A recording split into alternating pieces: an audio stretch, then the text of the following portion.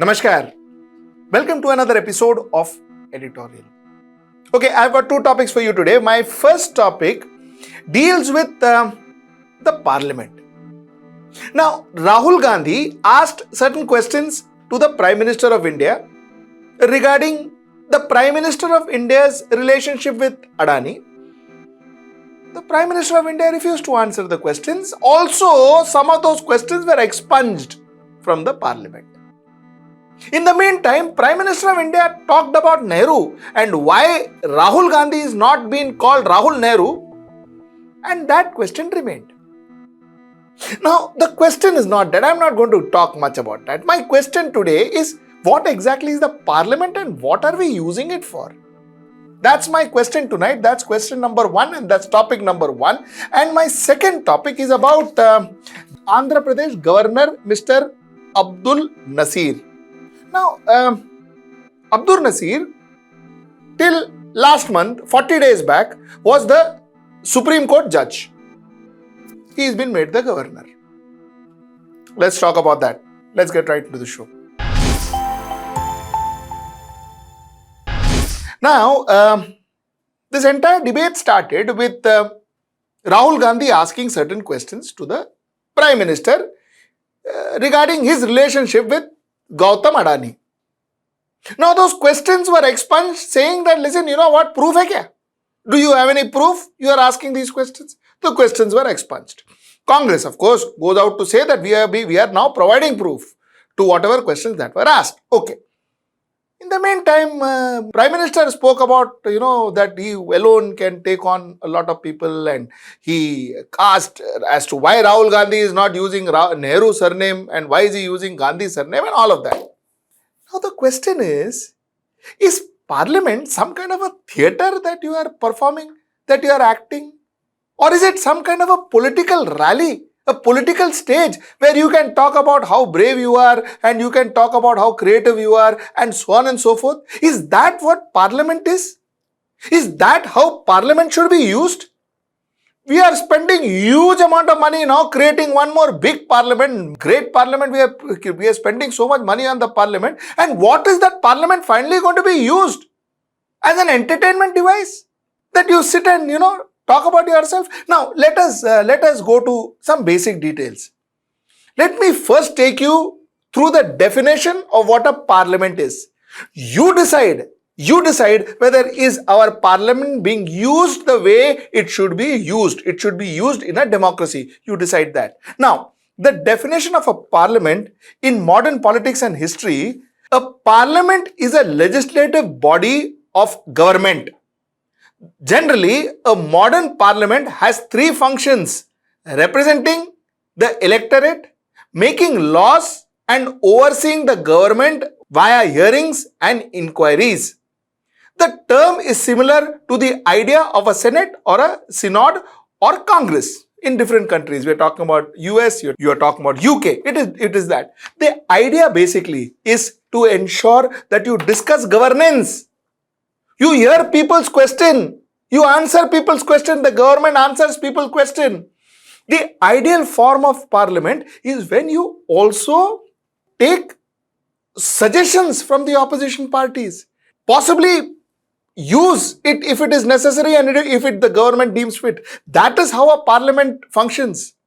The concept of a statesman is when you appreciate a good suggestion coming from an opposition. That's exactly how a parliament has to function. If the parliament doesn't function, so then you cease to be a democracy. You cease to be a democracy. And that's the point I am trying to make. By the looks of it, if this is how the parliament is going to behave, unruly, throwing things at people, shouting, howling, not allowing the others to talk, making jokes of each other, trying to, self-profess, self-absorbed, speeches, talking about how big you are and how great you are and all that, if that is what you are going to use the parliament, then it is sad, not only for the democracy, it is sad for the taxpayer who is paying for all that.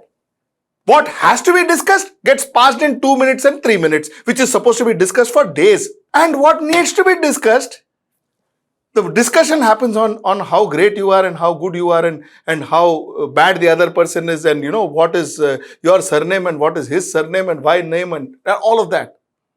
You see, it is not a question that you just need to brush it under the carpet. This is a question that one needs to ruminate. Because end of the day, it is going to be your life and mine. It is going to be your future and mine. It is going to be the future of your next generation and mine. That is what it is. And that is why this topic is important. And somewhere down the line, if you and I don't talk about it, you and I don't raise your voice about it, you and I don't start discussing about this and ensuring that your public representative is aware that you know what they are talking in the parliament, and if they are not talking, asking them, ticket wicket deke, vote deke tumne kiya kya? Asking them is going to be prudent. 2024 is in the anvil. Please remember this. Please remember this, because if your representative doesn't talk in the parliament, that means your representative is wasting your vote. No matter which party he or she comes from. Party is irrelevant. Please ensure to ask your representative as to what they are speaking. And secondly, most importantly, if this is what's going to continue in our parliament, then our parliament will lose the reason why it is. It will lose the reason why it is there. That's the topic number 1. Let's get quickly into topic number 2. Andhra Pradesh has a new governor. This governor's name is Mr. S. Abdul Nazeer. Mr. S. Abdul Nazeer was the Supreme Court judge till recently. He retired 40 days back. Within 40 days, he was made the governor of Andhra Pradesh. Okay. Now, the fact is, Mr. Abdul Nazeer was also part of the 5-member bench that heard Ayodhya case. He was also part of the bench that heard demonetization. He was also part of the bench that heard the triple talaq case. Now, mind you, in triple talaq case, he along with Chief Justice J.S. Kehar dissented to uphold the constitution of triple talaq. So he said, it is not the judge, it is not a court that should uphold or scrap triple talaq. So he had dissented in the case of triple talaq. But he was the judge that heard it. He was the judge that told that, demonetization was done as per rules and as per protocols, and all the rules were followed. He was the judge who ruled on it. He was one of the 5 judges who ruled on it. In fact, the second judge, Justice Ashok Bhushan, was appointed as the chairperson of National Company Law Appellate Tribunal in 2021. So he got as chairperson of NCALT in 2021, and of course, Justice Nazeer now got Andhra Pradesh governorship.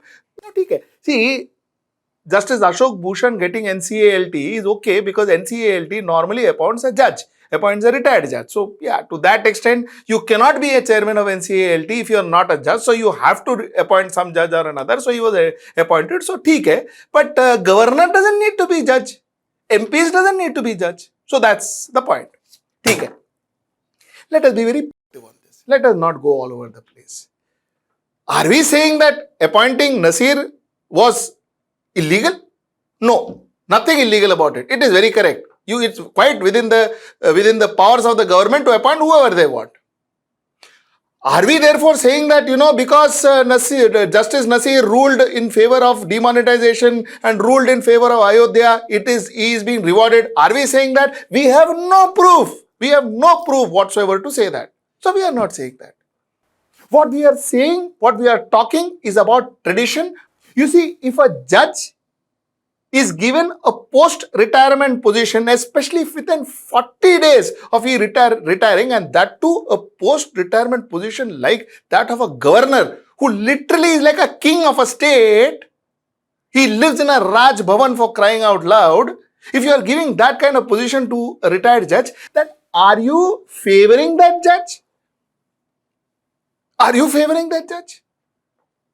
The question is that can't you do it because can't you go to a judge and say, you do this for me and I will give you a position? Can't that happen? Of course it can happen. While I am not saying that it has happened, I am saying it can happen. And the tradition is to ensure that we don't do anything that brings about a feeling that, this is a quid pro quo.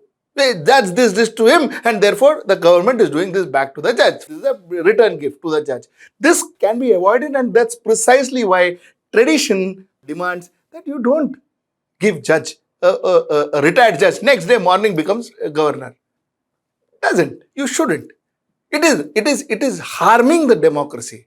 It is harming the democratic process. While it is not illegal, it is harming the democratic process. Ranjan Gogoi, the whole world is still talking about it. He is still talking about it. A judge who made into Rajya Sabha MP, who attended Rajya Sabha for some 2 or 3 days.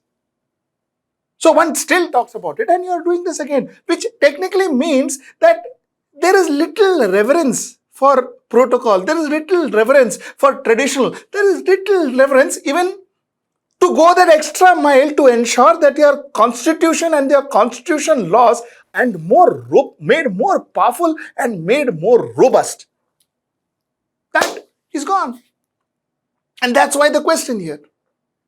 That's why we are questioning it. So this is not the first time it is happening. It has happened in 1997 and 2000 to 2001, wherein Fatima Bibi was the Supreme Court judge, was appointed as the governor to Tamil Nadu. But she was appointed post 5 years of her retirement. She was not appointed the next day. But on the other hand, Chief Justice P. Sadashivam was appointed as Kerala governor after his retirement. So that happened in 2014. So there are precedents. It is not that there are not. Like I said, traditions, norms, logic says that ideally one should be avoiding such appointments, because this sends wrong signals amongst the bureaucrats, the judiciary, the legislature and everybody. And it also sends a wrong message amongst people saying that, listen, you know what, the government कोई कैसे भी कर सकता है, ऐसे कर सकता है, नहीं तो ऐसे कर सकता है. You can do it both ways. Is that fair? That's the question I asked tonight. Till I see you next time. Sorry, before I end my editorial, I'm going to interview Siddiq Kappan tomorrow. Tomorrow's editorial is my interview with Siddiq Kappan. We are having a candid chat with him. We'll talk to him about a lot of topics, why he was arrested, how exactly was he treated, how was his stay in the jail, what all he had to go through. We'll talk about him. It's a candid interview, very interesting interview. I'll see you tomorrow at 10 p.m. Till then, namaskar.